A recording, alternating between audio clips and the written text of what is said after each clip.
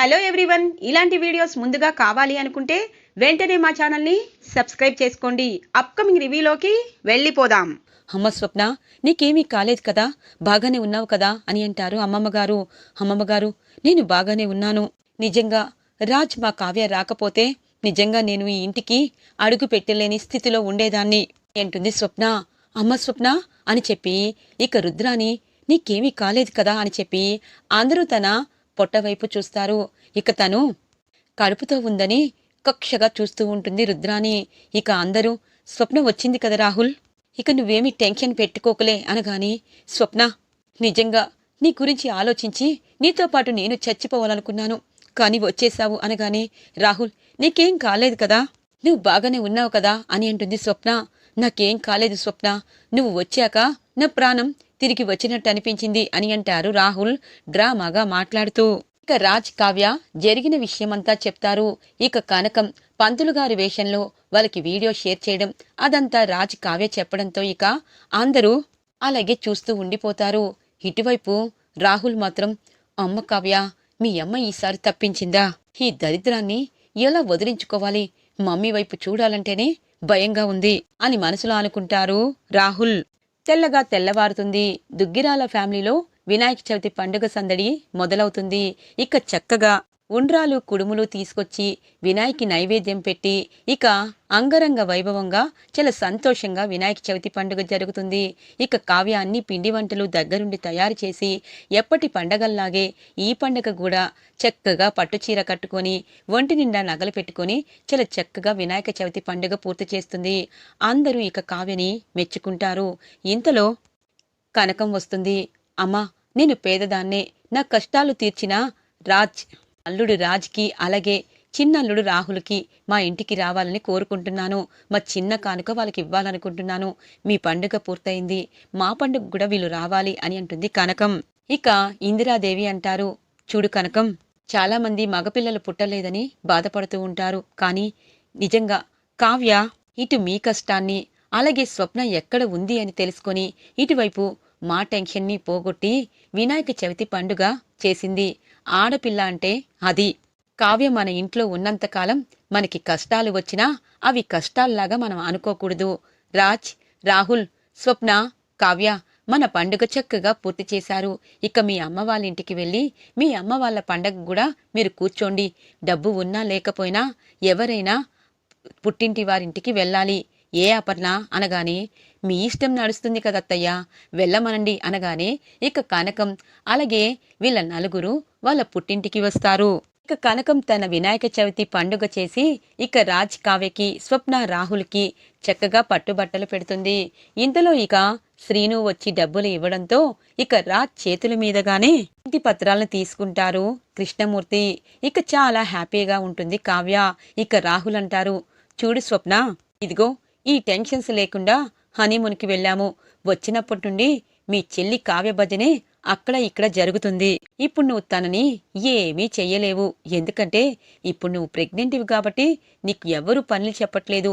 నీకు పిల్లలు పుట్టాక ఖచ్చితంగా పని మనిషిని చేస్తారు, ఆవిడి గారిని మహారాణి చేస్తారు అనగానే, గమనిస్తున్నా రాహుల్, అంతా గమనిస్తున్నాను. మా కావ్యని ఇంటి నుండి ఎలా వెళ్ళాలా అని ఆలోచిస్తున్నాను అనగానే, ముందు ఆ పని చేయి, అప్పుడు నిన్ను మహారాణిలా చూస్తారు అని అంటారు రాహుల్. ఇక నలుగురు ఇంటికి బయలుదేరుతారు. స్వప్న ఇటు అటు తిరుగుతూ ఆలోచిస్తుంది. కావ్య వచ్చి, ఎందుకక్కా ఆలోచిస్తున్నావు, చాలా ప్రమాదాలు దాటి వచ్చావు, ఇప్పటికైనా నిజం చెప్పి నువ్వు ఈ ఇంటి కోడలిగా శాశ్వతంగా ఉండు, ఎందుకంటే ఇప్పుడిప్పుడే నీ ప్రెగ్నెన్సీలో మార్పులు మొదలయ్యాయి. ఇదిగో నీ మొదలైనట్టు నువ్వు యాక్ట్ చేస్తున్నావు. ఈ యాక్టింగ్ ఎప్పుడుదాకా చేస్తావక్కా, ఎందుకంటే 9 నెలలు పూర్తయ్యాక ఖచ్చితంగా బిడ్డ పుట్టాల్సిందే. ఆ బిడ్డని ఎక్కడి నుండి తీసుకొస్తావు, అందుకే అమ్మమ్మగారు తాతయ్య గారికి నిజం చెప్పు అని అంటుంది కావ్య. నోర్ముయ్, ఇప్పుడు నిజం చెప్తే నేను బయటికి వెళ్తాను, కానీ నిజం చెప్పాల్సిన అవసరం లేదు. రాహుల్ నాకు ఖచ్చితంగా పిల్లలు పుడతారు అని అంటుంది. ఎప్పుడక్కా, ఎప్పుడు పుడతారు అని అంటుంది. చూడు కావ్య, ప్రతిసారి నువ్వు నన్ను రక్షిస్తున్నావు, ఆ విషయంలో నిన్ను తప్పు పట్టలేను, కానీ నా జీవితంలో నేననుకున్నట్టు ఏదీ జరగటం లేదు. రాహుల్ గురించి నీకు తెలుసో తెలియదో నాకు తెలీదు, కానీ నన్ను కిడ్నాప్ చేయడానికి కారణం రాహులే అని నాకు తెలుసు. అలాంటి రాహుల్కి ఇప్పుడు నేను మోసం చేసి ప్రెగ్నెంట్ కాదని చెప్తే ఖచ్చితంగా వాళ్ళకి అవకాశం ఇచ్చినట్టుంటుంది. అందుకే కొన్ని రోజులు ఈ డ్రామాని నడుపుతాను. రాహుల్ని ఏం చెయ్యనివ్వకుండా నేను చేస్తాను. అప్పటిదాకా నా జోలికి నువ్వు రావద్దు, నీ జోలికి నేను రాను అని చెప్పి స్వప్న అక్కడి నుండి వెళ్ళిపోతుంది. తెల్లగా తెల్లవారుతుంది. ఇక అనామిక వాళ్ళ అమ్మా నాన్న దుగ్గిరాల ఇంటికి వస్తారు. ఇక అందరూ షాక్ అయిపోతారు. మీరు షాక్ అవుతారని మాకు తెలుసు. మా అమ్మాయి మీ అబ్బాయి ఒకరికి ఒకరు ఇష్టపడుతున్నారు. మీ ఫ్యామిలీ అంటే మాకు ఎంతో నమ్మకం. అందుకే అమ్మాయి తరపు వారుగా మీ ఇంటికి వచ్చాము అని అంటారు అనామిక వాళ్ళ అమ్మా నాన్న. దుగ్గిరాల ఫ్యామిలీ అంతా సంతోషపడతారు.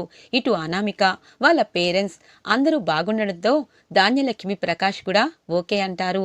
ఇక కళ్యాణ్ సిగ్గుపడుతూ ఉంటే రాజ్ కావ్య ఇద్దరు కళ్యాణ్ని ఆట పట్టిస్తూ ఉంటారు. ఇక రుద్రాని అనుకుంటుంది, వీళ్ళందరూ సంతోషంగానే ఉన్నారు, ఈ కళ్యాణ్ గాడికి కూడా కోటీశ్వరాలైన పిల్ల వస్తుంది, మరి నా కొడుకు ఏం పాపం చేశాడు అని మనసులో అనుకుంటుంది. ఇంతలో అప్పు ఇక ఎవ్వర్నీ అడగకుండా దుగ్గిరాల ఇంటికి వచ్చి కళ్యాణ్ని నిలదీస్తుంది. ఏంటి, అసలు నువ్వు మనిషివేనా? పదే పదే నన్ను నమ్మిస్తున్నావేంటి? నీకు ఎన్నిసార్లు ఫోన్ చెయ్యాలి అని అంటుంది. అది కాదప్పు అని చెప్పి అంటూ ఉండగానే, ఏం కాదు, ఇప్పటికి ఎన్నిసార్లు నాకు హ్యాండ్ ఇస్తావు? ముందు నాతో రా అనగానే, నువ్వు ఎక్కడ ఉన్నావో నీకైనా తెలుస్తుందా అని అంటారు కళ్యాణ్. ఇక చుట్టూ చూసేసరికి అది దుగ్గిరాల ఇల్లు. అక్కా అని అంటుంది కావ్యని చూసి. అప్పు, కనీసం ఇంటికి రావడానికి కూడా ఎక్స్క్యూజ్ మీ అడిగే నువ్వు ఇలా వచ్చి కవిగారిని ఇలా అంటున్నావేంటి అనగానే, అయ్యో నేను వీడి మీద హక్కుతో ఇక్కడికి వచ్చేశాను, అసలు ఇక్కడికి ఎలా వచ్చాను అని చెప్పి చుట్టూ చూస్తుంది అప్పు. అనామిక వాళ్ళ అమ్మా నాన్న దుగ్గిరాల ఫ్యామిలీ అంతా వస్తారు. అందరూ క్షమించండి, నేను ఎవరో అనుకొని ఇక్కడికి వచ్చేశాను అక్క, సారీ అని చెప్పి వెళ్తూ ఉంటుంది అప్పు. ఆగు, వచ్చావు వెళ్తున్నావు, కూర్చో అని అంటారు రాజ్. బావా, అది కాదు, నా దోస్తులాగా నేను మాట్లాడినందుకు నన్ను క్షమించండి. ఇక్కడేదో జరుగుతుంది, పెళ్లి చూపులు జరుగుతున్నట్టున్నాయి, నేనెందుకు వెళ్తాను అని చెప్పి ఇక అప్పు అక్కడి నుండి వెళ్ళిపోతూ ఉంటుంది. ఇదేంటి, అప్పు కళ్యాణ్తో ఇంతగా ఎప్పుడు ఫ్రెండ్షిప్ చేసింది? ఎప్పుడూ బాధపడిన అప్పు కళ్ళల్లో బాధ కనిపించింది. అలాగే కవిగారు కూడా అప్పు వెళ్తుంటే బాధపడుతున్నారు. అసలు ఏం జరుగుతుంది అనుకుంటుంది కావ్య. ఇక అనామిక వాళ్ళ అమ్మా నాన్న, వస్తామండి, మంచి ముహూర్తం చూసుకుని పెళ్లి నిశ్చితార్థం అన్నీ పెట్టుకుందాం, ఎందుకంటే పిల్లలకి అభ్యంతరం లేదు కాబట్టి వాళ్ళని దూరంగా ఉంచడం బాగోదు అని చెప్పి అంటారు. అలాగే వదిన గారు అని అంటుంది ధాన్యలక్ష్మి. ఇక అప్పు కళ్యాణ్ అలాగే ఇక అందరూ కలిసి బయటికి వస్తూ ఉంటారు. అప్పు మాత్రం వెనక్కి తిరిగి చూస్తూ అక్కడి నుండి వెళ్ళిపోతుంది. అనామిక అంటుంది, నిజంగా బ్రో దేనికో బాధపడుతుంది, తనకి ఏదైనా సారీ చెప్పు అనగానే, సరే చెప్తాను, మీ అమ్మా నాన్ని జాగ్రత్తగా తీసుకువెళ్ళు అని అంటారు. సరే కవి అని చెప్పి అంటే, అదేంటి నన్ను కవి అంటున్నావు అనగానే, మీ వదిన చక్కగా కవి అంటుంది, నాకు కూడా నచ్చింది అని చెప్పి కొంటిగా వెళ్ళిపోతారు కారులో అలా అనుకొని అనామిక. ఇక బ్రో ఎందుకో నా విషయంలో బాధపడుతుంది, ఈరోజు తన్ని కూల్ చేయాలి అని చెప్పి అప్పు వెనకాలే వెళ్తారు కళ్యాణ్. అప్పు వెనకాలే వస్తారు కళ్యాణ్. ఏంది బై, దేనికి వస్తున్నావు అని అంటుంది. అప్పు, నువ్వు ఫీల్ అవుతున్నావు కదా, నాకేదో చెప్పాలని వచ్చావు, కానీ అక్కడున్న సిచ్యుయేషన్ చూసి వెళ్ళిపోతున్నావు. నీకొక విషయం చెప్పనా, అనామిక వాళ్ళ అమ్మా నాన్న మా ఇంటికి ఎందుకు వచ్చారో తెలుసా? మా ఇద్దరి పెళ్లి చేయడం కోసం. ఇక అమ్మ వాళ్ళు కూడా ఒప్పుకున్నారు. త్వరలో నాకు అనామికకి పెళ్ళి అని అంటారు కళ్యాణ్. సరే, కంగ్రాచ్యులేషన్, ఇకపై ఇలా నా వెనక రాకులే అని అంటుంది. అదేంటప్పు, అనామిక ఇప్పటి పరిచయం, నువ్వు నాకు ఎప్పటి నుండో ఫ్రెండ్వి, నువ్వు అలా నన్ను అనద్దు అని అంటారు కళ్యాణ్. ఓ అలా అంటావా, మరి అనామిక పరిచయం అయినప్పటి నుండి నేను ఫోన్ చేసినా లిఫ్ట్ చేయటం లేదు, కనీసం మీ ఇంటి దాకా వచ్చినా రెస్పాన్స్ లేదు, అలాంటిది పెళ్ళయ్యాక కూడా మన ఇద్దరి ఫ్రెండ్షిప్ కొనసాగుతుందని నువ్వు చెప్తే నేను నమ్మాలా? నీకు ఫ్రెండ్షిప్ కంటిన్యూ చెయ్యాలన్నా నాకు లేదు, ఇకపై నాతో నువ్వు ఫ్రెండ్షిప్ చేయొద్దు అని చెప్పి క్యాబ్ బుక్ చేసుకొని వెళ్ళిపోతుంది అప్పు. ఇదేంటి బ్రో, నేను పెళ్లి చేసుకుంటే ఫ్రెండ్షిప్ మానేయాలా? అదేం కుదరదు అని మనసులో అనుకుంటారు కళ్యాణ్. ఇది ఇలా ఉండగా దుగ్గిరాల ఇంట్లో 3వ రోజు వినాయక పూజలు జరుగుతూ ఉంటాయి. అమ్మమ్మగారు, ఈరోజు మన ఇంటి గణపతి నిమజ్జనం జరుగుతుంది. అందుకే గణపతికి నైవేద్యం చేశాను. అందరం ఇక్కడికి వచ్చి గణపతికి నైవేద్యం పెట్టి పూజ చేసి హారతిచ్చి నిమజ్జనానికి వెళ్ళాలి అని అంటుంది కావ్య. ఇక అందరూ వినాయకుని దగ్గరికి వస్తారు. ఇక అపర్ణాదేవి అంటుంది, అత్తయ్య, వినాయకుడి విఘ్నాలని తొలగించాడు. ఇక మన కళ్యాణ్ పెళ్లి కూడా జరగబోతుంది అని అంటుంది అపర్ణ. ఇంతలో రుద్రాని అంటుంది, అవునవును, నీకు నాకు అన్యాయం చేసినా మన కళ్యాణ్కి ఏ సంపాదన లేకపోయినా కోటీశ్వరాల కూతురు భార్యగా వస్తుంది వదినా అని అంటుంది. ఆపు రుద్రాని, నేనెప్పుడూ డబ్బు కోసం ఆలోచించలేదు. నాకొచ్చే కోడలు నా కొడుకుని మంచిగా చూసుకొని తన మనసుని అర్థం చేసుకోవాలనుకున్నాను. కానీ అవన్నీ తారుమారు అయ్యాయి. కానీ నేను ఇప్పుడు వాటి కోసం ఎత్తటం లేదు అని అంటుంది. నువ్వు ఆ విషయం ఎత్తకపోయినా నువ్వు ప్రతిరోజు కావ్యని ఏమేం మాట్లాడుతున్నావో ఇంట్లో అందరికీ తెలుసు వదినా అనగానే, ఆపు రుద్రాని, ప్రతిరోజు ఏదో ఒక చిన్న విషయాన్ని పెద్దదిగా చేసి అందరి మనసుల్లో ఏదో ఒకటి నింపడమే పనిపగా పెట్టుకున్నావా? వినాయక చవితి పండుగ చక్కగా చేశాము. అలాగే వినాయక నిమగ్నం కూడా ఈరోజు చేస్తాము. అందరం సంతోషంగా ఉన్నాము అంటే నీకు మాత్రం ఏదో ఒక మాట గుర్తుకొచ్చి అందరి మనసుల్ని బాధ పెడతావు. ఇకపై అలాంటివి జరగకూడదు. అమ్మ కావ్య, నైవేద్యం సమర్పించి హారతి ఇచ్చి దీపారాధన కొండెక్కాక మనం వినాయక నిమగ్నానికి వెళ్ళాలి అని అంటారు. ఇక బామ్మగారు, అమ్మమ్మగారు, వినాయకుని మీరు చెప్పారు కదా, చిత్తీలు వేస్తే ఆ చిత్తీల్లో ఉన్న కోరికని ఖచ్చితంగా నెరవేరుస్తారని. ఆయన మనసులో ఉన్న కోరిక ఖచ్చితంగా ఈరోజు నెరవేరుస్తారు అనగానే, ఏమ్మా, నీ మనసులో ఉన్న కోరిక నెరవేర్చాలని అనుకోవటం లేదా అని అంటారు తాతగారు. తాతగారు, భార్యాభర్తలన్నాక ఎవరి కోరిక నెరవేర్చినా ఖచ్చితంగా ఇద్దరికీ వర్తిస్తుంది. ఆ చిత్తీలని దేవుడితో పాటు మనం వినాయక నిమగ్నం చెయ్యాలా అని అంటుంది. అంతే కదా అని అంటారు అపర్ణాదేవి. ఇక వినాయక నిమగ్నం కోసం చాలా సందడిగా కనకం కృష్ణమూర్తిని కూడా పిలిపిస్తారు. అప్పు అయితే ఏదో పని ఉండి రాకపోవడంతో కనకం కృష్ణమూర్తి కూడా వస్తారు. ఇక దుగ్గిరాల ఫ్యామిలీ అంతా ఒక పెద్ద లారీ మాట్లాడుకొని వాటిలో ఇక వినాయకుని ప్రతిమని పెట్టి ఇక ఇంట్లోనే కలర్స్ పూసుకొని డాన్సులు వేస్తూ ఉంటారు. రాజ్, కావ్య, ఇటువైపు కళ్యాణ్, అలాగే కనకం అందరూ డాన్సులు వేస్తూ ఉంటారు. ఇక స్వప్న, రాహుల్ ఇద్దరు చూస్తూ ఉంటారు. ఇప్పటికైనా అర్థమైందా? కావ్య అన్నిట్లో ముందుకు వెళ్ళి నిన్ను వెనక్కి నెట్టింది అనగానే, తెలుసు రాహుల్, కానీ నాకు కూడా టైం వచ్చే రోజు వస్తుంది కదా, అప్పుడు దాకా వెయిట్ చేయి అని అంటుంది స్వప్న.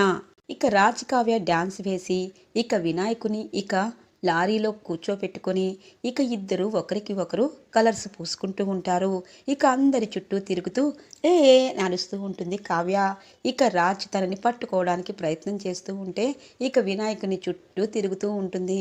ఇదంతా చూస్తున్న రుద్రానికి, ఈ అమ్మాయి పెళ్లి చేసి ఇక్కడికి తెచ్చినందుకు నాకే తగిన గుణపాఠం నేర్పిస్తుంది.